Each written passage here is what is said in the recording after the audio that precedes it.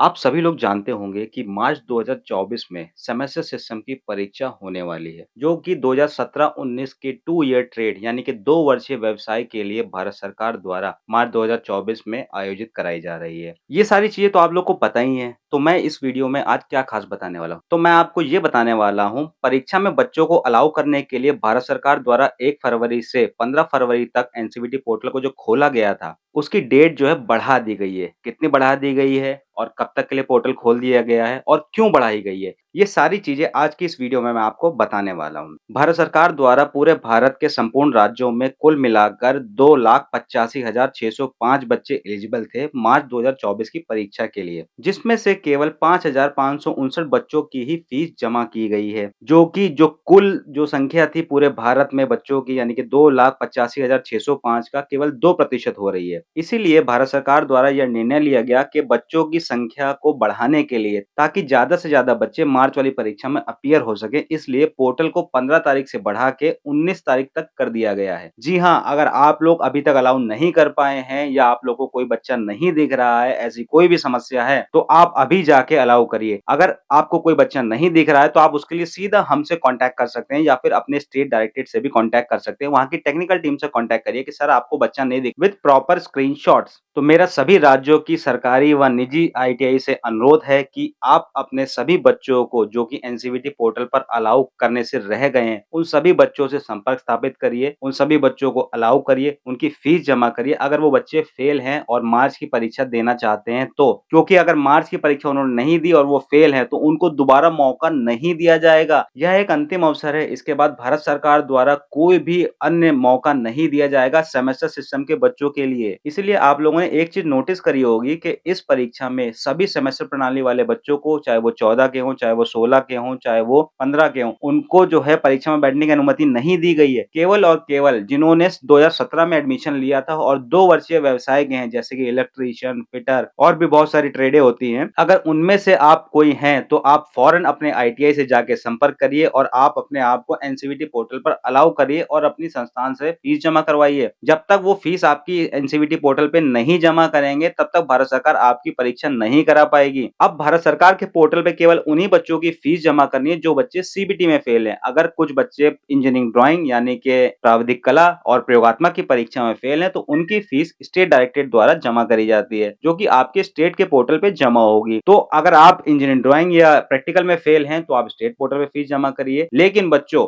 आपको engineering drawing और practical की परीक्षा देने के लिए दोनों ही एडमिट कार्ड जरूरी हैं। आपका एनसीवीटी का भी इंजीनियरिंग ड्राइंग और प्रैक्टिकल का एडमिट कार्ड निकलेगा। तो एक चीज का ध्यान रखिए, इस समय अलाउ करने की प्रक्रिया दो अलग-अलग तरह से है। एक है कि आपको सीबीटी में अलाउ करना है अगर आप ट्रेड थ्योरी, वर्कशॉप कैलकुलेशन या एम्प्लॉयबिलिटी स्किल में फेल हैं। दूसरा है कि अगर आप इंजीनियरिंग ड्राइंग या प्रैक्टिकल में फेल हैं, तो आपको इंजीनियरिंग ड्राइंग वाले सेक्शन में जाके अलाउ करना है एनसीवीटी पोर्टल पे। एनसीवीटी पोर्टल पे आपको दो तरह से अलाउ करा जाएगा। अगर आप ट्रेड थ्योरी और जो है इंजीनियरिंग ड्राइंग दोनों ही पेपर में फेल हैं, तो आपको जो है ट्रेड थ्योरी वाले सेक्शन में भी अलाउ करके सीबीटी की फीस आपकी जमा करी जाएगी और इंजीनियरिंग ड्राइंग की फीस के लिए जो है आपको एससीबीटी पोर्टल पे करा जाएगा। लेकिन उससे पहले आपको एनसीवीटी पोर्टल पे भी बच्चों ईडी प्रैक्टिकल की परीक्षा में बैठने के लिए अलाउ करा जाएगा। अगर किसी बच्चे को ईडी प्रैक्टिकल में फेल है और उसको एनसीवीटी पर अलाउ नहीं किया गया, केवल स्टेट पोर्टल पे अलाउ किया गया, तो उस कंडीशन में बच्चे का रिजल्ट नहीं आएगा और बच्चा पेपर देने के लिए एलिजिबल नहीं होगा। इसके अलावा भी अगर आपकी कोई समस्या रह जाती है, तो उसके लिए जो है आप हमें कमेंट कर सकते हैं या फिर आप जो है हमें इंस्टाग्राम पे डायरेक्टली मैसेज भी कर सकते हैं। और ऐसी ही एनसीवीटी पोर्टल से रिलेटेड और भी इंफॉर्मेटिव वीडियोस को देखने के लिए आईटीआई के ज्ञानी को सब्सक्राइब करना मत भूलिएगा।